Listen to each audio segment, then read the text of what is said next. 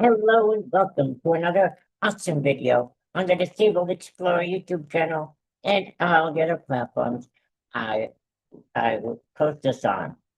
Hope including that now includes, sorry for blubbering, it now includes Spotify. And I hope you guys have been jumping over to my Spotify channel.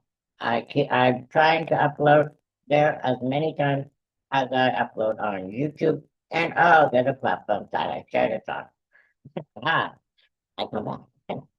Anyway, for those of you who can see this on the YouTube and other platforms, I cut my hair. I wanted a summer haircut and because it itches and I get all sweaty, so I got a full buzz cut like an army man. It's only for the summer, don't worry. All good. I'm all healthy and everything. Anyway, it is currently 29 degrees Celsius or 84.2 degrees Fahrenheit for those in the Fahrenheit scale. In today's video, I'm only going to recap what happened on SummerSlam Weekend, August 1st and 2nd from Minneapolis, Minnesota's US Bank Stadium. So, without further ado, here we go with night one and night two. Hey, that rhymes. I didn't plan it that way. Anyway, WWE SummerSlam 2026 from the US Bank Stadium in Minneapolis, Minnesota. Night one, August 1st. The show kicked off in an explosive fashion with Liv Logan and Lyra and Io Sky delivering one of the best women's matches of the year, which with Logan surviving Judgment Day's interference to retain her Women's World Championship. Strange bedfellows uh, followed when L.A. Knight, yeah, uh, Solo Takora and Royce Keys topped the Usos and Jacob Fatu, with Solo Takora pulling a massive face reaction from the Minneapolis crowd. Nick Aldis, former GM and now reinstated GM of SmackDown, gave the fight of his career and his life in his official in-ring debut against the ring general Gunther, but unfortunately came up short. Though he was later, like I said, reinstated as SmackDown general manager by Triple H. The Bella Twins turned on Paige after a six-woman chaos match against Fatal Influence, with Rebella suffering an injury in the process. The co-main event from night one brought the fireworks.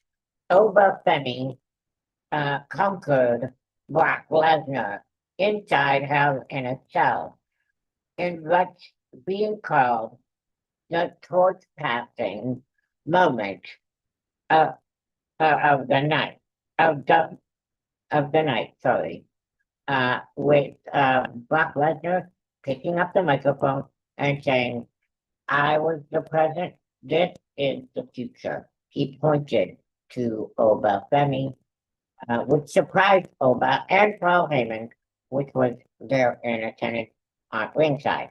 So Brock Lesnar passed the next big thing moniker or title to Oba Femi. Congratulations, Oba Femi, and congratulations, Brock Lesnar, for a great, massive career. Uh, past moment. for WWE's next big star, which is Obel Funny. Sorry for coming in a little bit off the sentence there.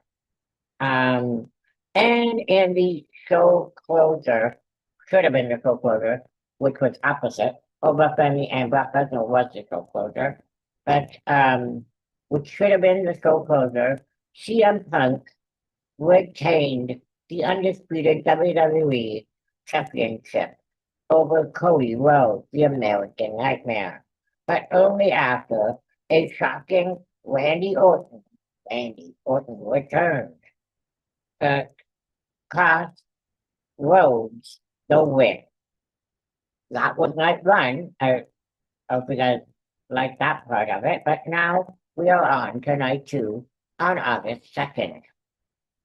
Minneapolis, hometown hero, Chad Gable, made it a night to remember, submitting Penta to capture his very first main roster single title, the Intercontinental Championship. Baron Corbin also struck gold, beating Trick Williams for the United States Championship. But the main event was the real headline.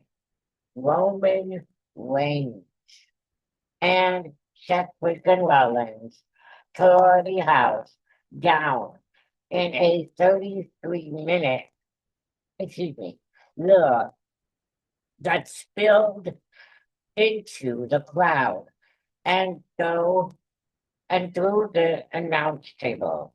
Reigns finally beat Rollins clean in singles competition for the first time ever, landing 3 spears in a row with 0 interference to retain the World Heavyweight Championship.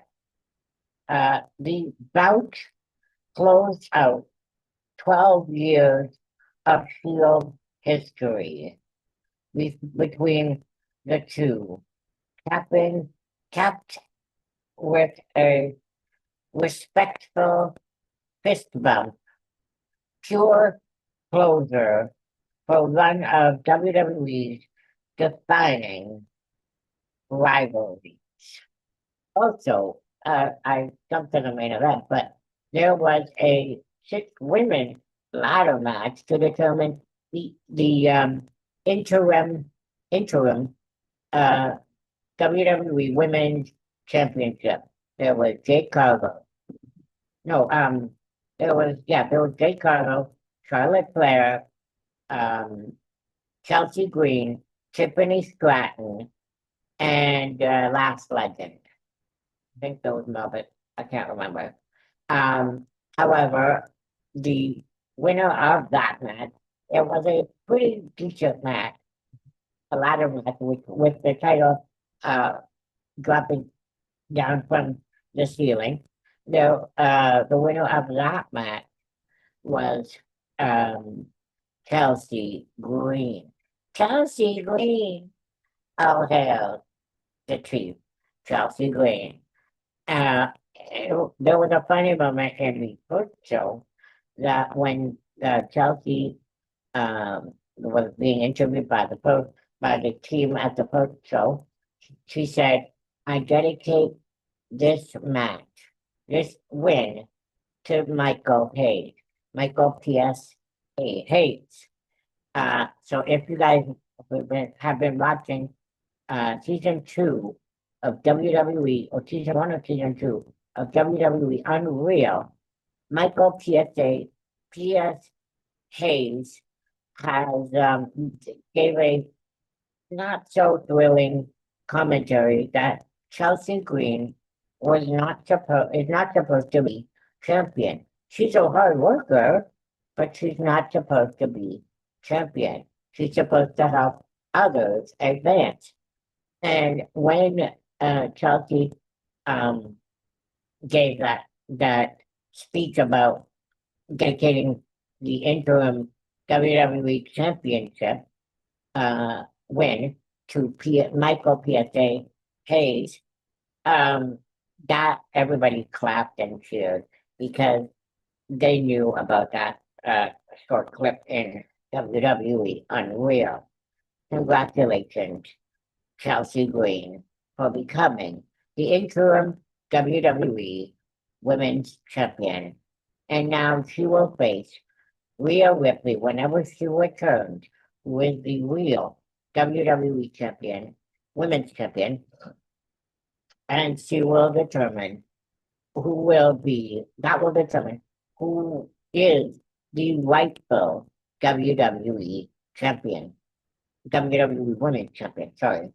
I hope in my heart of hearts that Chelsea Green can retain the WWE Women's Championship at least until SummerSlam 2027.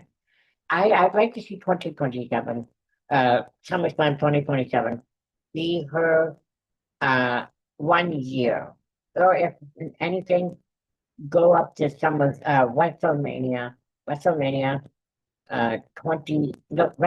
2027 in Saudi Arabia as Women's World Champion. Yeah, if you guys like this recap of SummerSlam Weekend, click the thumbs up. All that fun stuff is in the description below. I am currently at 124 qualified watch hours out of 3,000. If you could help me bring that qualified watch hours up to 3,000, that would be amazing. And I'm still at 520 subscribers. I'd like to reach 1,000 or more. That would be greatly appreciated. To help me get more into the monetization process. Share, like, comment, subscribe, all that fun stuff. And for those on Spotify, I'll try and put the link in the Spotify description, so you too can jump to the YouTube channel and post and share, like, comment, subscribe to all your friends, all your family, anybody who likes WWE that you know, or pro wrestling. That would be greatly appreciated. So until tomorrow, where I will preview TNA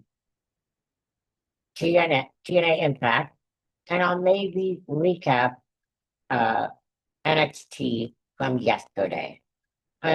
Up until now, I've been doing it on Thursday, but I'll try maybe next week if I can recap it on Wednesday. I might have an interview here or there coming up soon, but I'm not sure yet. I might wait for those interviews for September because I'll be busy in the next little while. I'll tell you that as we get closer. Maybe next week I'll let you in on what I'll be doing in the next couple of weeks. So until tomorrow, keep the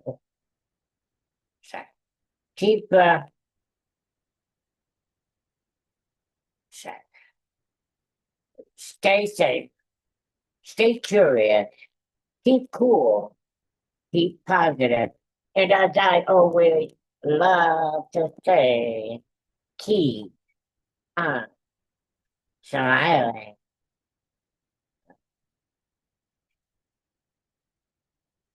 Yeah, I hope you guys comment on my hair if you want. I would like to, as I always love to say, keep on smiling and peace. We'll see you in the next time. Bye-bye. Bye.